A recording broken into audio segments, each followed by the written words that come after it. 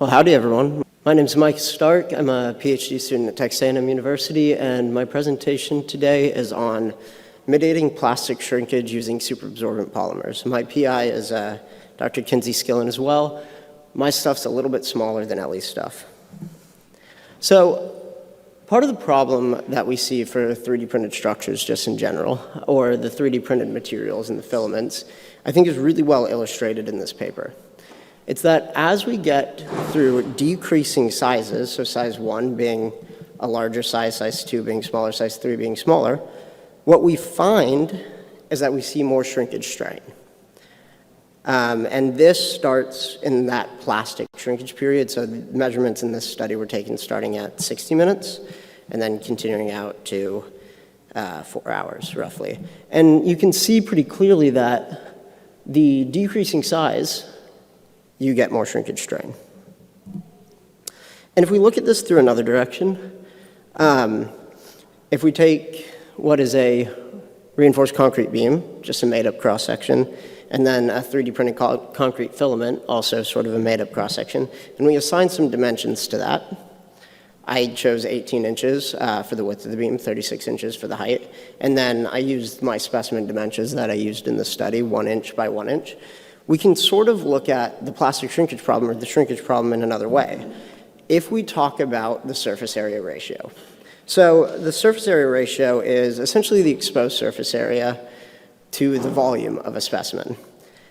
If we just divide that by the length, we can see that the surface area ratio is going to be equal to that exposed perimeter to that cross-sectional area. And this isn't an exact relationship between any sort of variables, but it does give you an idea of the volume of water you have in the specimen and the things dry from a surface, the outer surface where your drying flux will occur.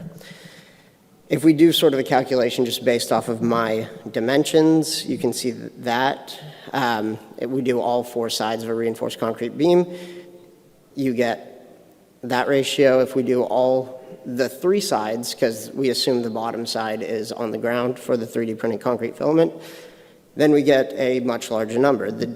The ratio of those 2 ratios being 18 times more. And so we can see that we have a much greater exposure for a 3D printed structure rather than a reinforced concrete beam. Not to mention the fact that if we were casting a reinforced concrete beam in the field, we have formwork.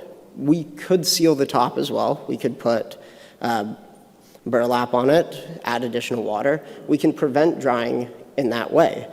And yes, we will have another layer on top of the previous filament, but that layer may not be printed until an hour, 2 hours, 3 hours, 4 hours later, depending on your construction project. So there are 3 sort of things that drive shrinkage, especially in this early age. There's chemical shrinkage, the fact that the cement reaction products are just smaller than the reactants. There's autogenous shrinkage, where as that reaction progresses, water goes into that solid, the solid products, and you dry pores from the inside. That results in a capillary suction, and you lose water to the environment. And so you have external drying. Both of these, all of these are going to result in some sort of volumetric change. And autogenous and the environmental drying is going to result in capillary suction, which is going to drive a lot of that early age shrinkage and that exposure. So what's the answer? How do we mitigate the shrinkage? What we wanted to test were whether we could mitigate the shrinkage using superabsorbent polymers. Superabsorbent polymers are covalently cross-linked flexible polymers. They can absorb up to 100 times their mass in water. And so they can be very absorbent. You can tailor their chemistries to particular solutions, particular pHs. You can do a lot with them. And they've been shown time and time again to be an effective solution at preventing autogenous and drying shrinkage in just typical concrete. They are also extremely promising for preventing plastic shrinkage and relating problems like cracking. So in my previous research in progress presentation, I had a one camera setup where I was using digital image correlation, just 2D digital image correlation to measure shrinkage strains. I ended up having not that much data and a lot of variation, but in general I showed with an application of SAP, given my mixed design parameters here, at that final value, we saw about a 21% decrease in shrinkage strains. And so continuing the study, what I decided to do was continue with just paste specimens. So these are just pastes. They don't have aggregates. They don't have any sort of SEMs. They're just pretty simply cement pastes. They had nanoclay in order to improve their shape stability. And I varied basically the water content and the sap content. And so if we're just kind of looking down this list, I had a reference sample that was a 0.3 water cement ratio. I had a sample I called SAP CS. That was the same sample I did in the previous research in progress. It had 1 gram of sap and 20 grams of water. And then going down the list, I had different levels of sap additions. That's going to be the first number based off of grams. So 0.3, meaning I added 0.3 grams of sap. And then I had no water, which was no additional water. Half water, which was 10 grams of additional water. Or W water, which was for the full addition, that additional 20 grams of water. And the sap I used for this was the SNF Flowset 127 CS. So that's where the CS designation comes from.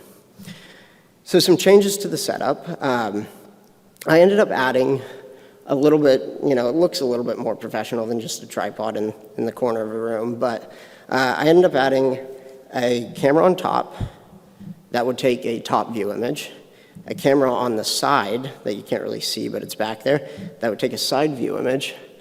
And what was really important to me coming out of the last research in progress with the really open question was, how are these masses actually changing? Because up until that, I had just had the specimen set down on the ground, and we didn't really know what the mass change was. And so I ended up adding 2 little scales. The first scale measures the mass change of the specimen. The second scale measures the mass change of just a pool of water. And I did that so I could compare what I call the sample flux to the environmental flux. So before I continue, something important is the way I've kind of named this. The 2 cameras, the camera on top had the 2 components of strain, which I called EXX top for the longitudinal direction and EYY for the transverse direction. The camera on the side also had a longitudinal measure of strain, which I called EXX side, and the camera on the side also measured strain in the vertical direction, which I called EZZ. Most of what I'm going to focus on for the rest of the presentation is this EXX side, because there's a lot of data and not a lot of time. So what I did is I essentially took all the samples that had comparable environmental fluxes.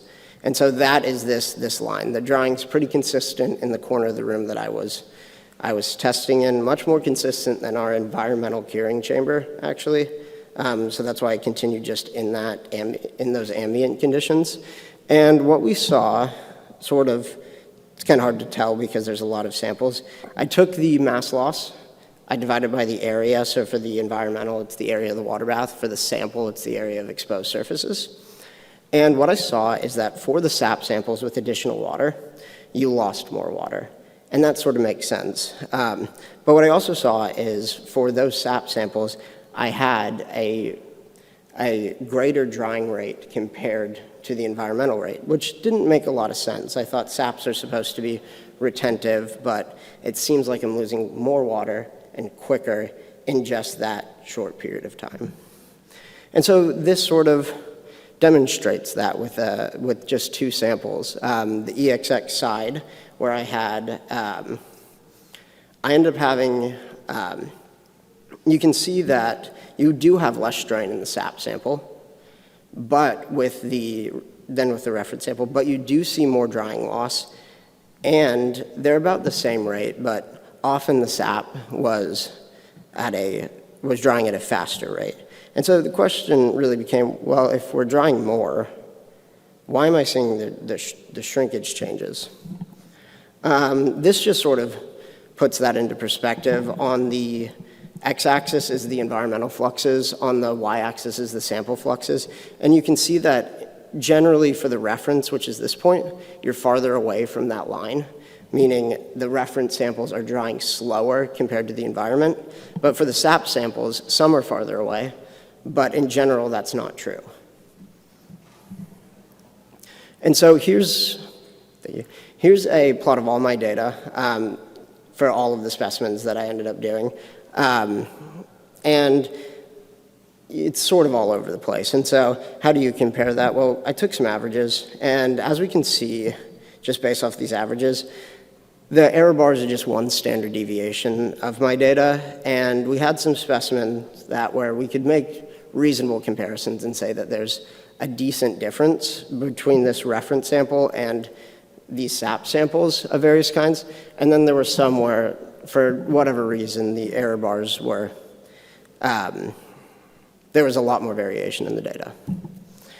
And so if I just plot the averages themselves, forget the error bars for now, we can see that all of the SAP specimens do slightly better in terms of the average than our reference specimens. Now we're talking a very modest result, 20%, but they do better. What I thought was particularly interesting, though, is this max rate, and then the max time to achieve that rate. And this is just a central difference based off of my data. Because, as we can see from this graph, the reference has a higher peak, a higher max rate, I guess a lower, but it has more shrinkage happening at a later time, which if the materials were solidifying might develop more stress for that relative strain. And the main thing is, I want to focus on here, is SAP addition, if we just sort of follow increasing the SAP content and then increasing the water. Our SAP addition and additional water doesn't necessarily, you can't just willy-nilly put SAP in, put water in. There's sort of these valleys where you get reduced strain. And that's not necessarily add additional water, it's not necessarily add additional SAP, and you can just sort of achieve that. And so it warrants for further study because you do have these valleys. And I have some data points outside of this that I didn't get processed in time for this presentation that show that on the SAP axis, you will see an increase in after this data point. So you see that valley, and on this axis, you see the same thing. The rates follow a very similar trend to the SAP, and then the time it takes to achieve that follow a slightly different trend. But if you think about the reaction of cements outside of the SAP, so the matrix outside of the SAP, it sort of makes sense that as you increase water, you would have a different time to that peak. As you increase SAP, you're reducing the amount of free water outside, and so you would reduce that peak. And so for my SAP mixtures, we really only saw a modest improvement in terms of longitudinal strain, starting from 15 minutes, continuing out to 5.5 hours for all of these experiments. There is also a modest max rate reduction. And the addition of SAP generally sped up time to that peak rate, so time to that rate peak. Next steps include quantifying the reaction rate and figuring out the reaction kinetics of the system and how SAP's affecting that, because I think that's going to be a big component to why there's those peaks, and it's not just sort of a constant rate. These were all free shrinkage measurements, and so I want to also see if we can relate my free shrinkage measurements to cracking if they were restrained specimens. In particular, looking at the total strain, but also the max rate and the time that peak occurs within each individual system. And then testing, continuing to find different SAP proportions, different kinds of SAPs and different mixed proportions to see if we can achieve better shrinkage reductions with different kinds of SAP. Thank you.